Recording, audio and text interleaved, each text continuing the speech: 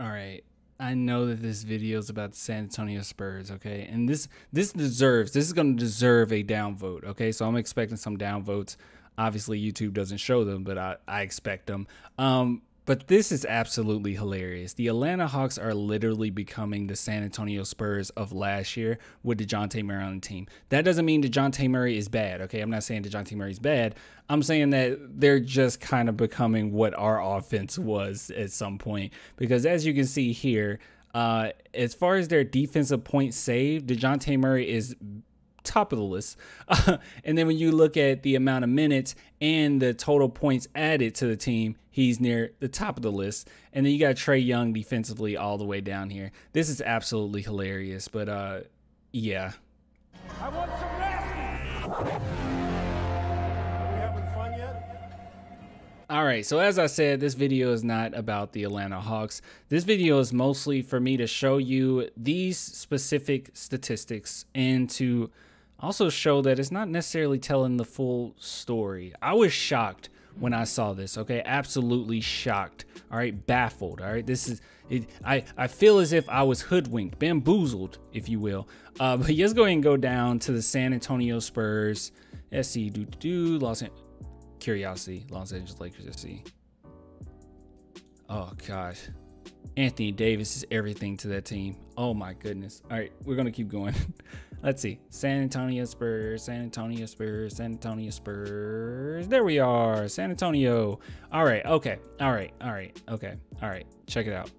ClanTheMerchFan.com if you guys want to support. Clan the Merch.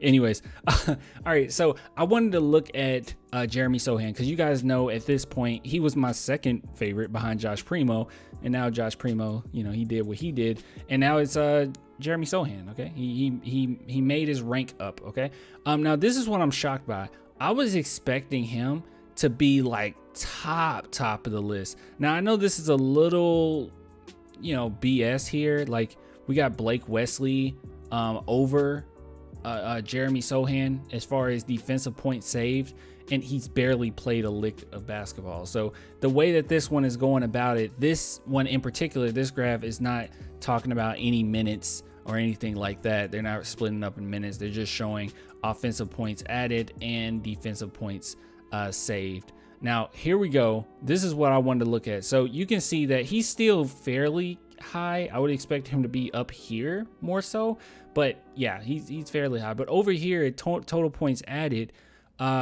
he is bottom, like bottom, but he's getting a ton of minutes. This is one of those situations where, like, I know that there's some statistical categories for this, and I'm still learning them. I'll be honest with you guys, I'm still learning them. But as it stands right now, I've been watching these games, and what Jeremy Sochan adds to the offense and what he adds to the defense is a lot. Okay, absolutely a lot. He is the ultimate glue guy. So you could imagine that when I saw this, I was a little shocked because I would assume that he was adding more points to this team than this. But here's the thing as well, okay? And this is what kind of shows at least what we can go off of as Spurs fans. All right, this is straight up subjective, okay? No objectivity here whatsoever. A little objectivity. If you've been watching the Spurs for any length of time, you know that Popovich is really stingy with those minutes, okay? Even with a team like we are, okay, a team that don't necessarily have a star or superstar, Pop will manage to give the vets quite a few minutes unnecessarily, in my opinion. Like as we can see here, Doug McDermott, Josh Richardson, they're right there with the pack, like right there with the pack. And in my opinion, there's no reason whatsoever why Malachi Branham shouldn't be getting or shouldn't have had more minutes than Josh Richardson. Not necessarily saying Josh Richardson is or Malachi Branham is a better player than Josh. I'm just saying that this is a developmental season. We're going to lose. It's perfectly fine. He should be right there in the pack. Isaiah Roby, same thing. Romeo Langford, exact same thing. Okay, so Pop is still stingy with minutes. All right, that's just who he is. We got to deal with it. It's fine, whatever. Kudos to Devin Vassell, by the way. Yeah, that's pretty doggone good.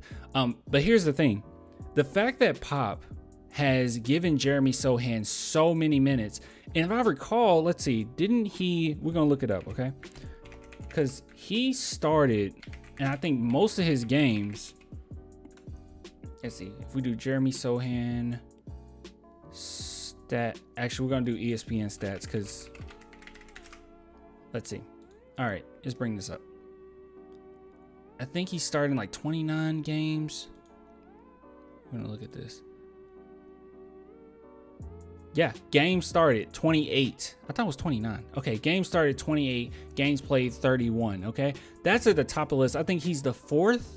He has the fourth most minute or most